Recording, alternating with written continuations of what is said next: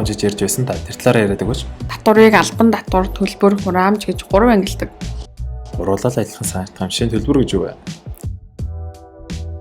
Бизнес эрхлэгчид төрийн мэдэлд байгаа газар болон байгалийн баялагийг авч ашиглахын тулд төлбөр төлдөг. Тэгвэл хураамж нь юу вэ?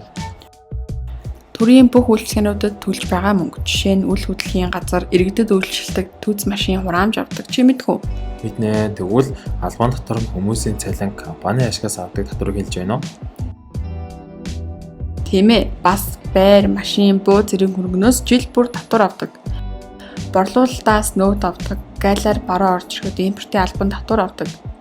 Төлбөр хураамжаас ялгаатай нь албан татвар нь хувь хүн, компаниуд өөрийн хөрөнгө үйл ажиллагаанаас татвар төлж байгаа гэсэн үг. Тийм байна. Чиний талаар хаанаас мэдэж авсан юм бэ? Би хичээл дээрээ татварын ерөнхий хуулиас уншсан. Ингээд яагаад ерөнхий хууль гэсэн юм бол?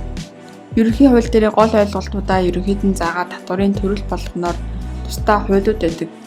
Жишээ нь хувь хүний орлогын албан татвар, нэмэгдсэн үрдгийн албан татвар гэх мэт олон хуулиуд бий.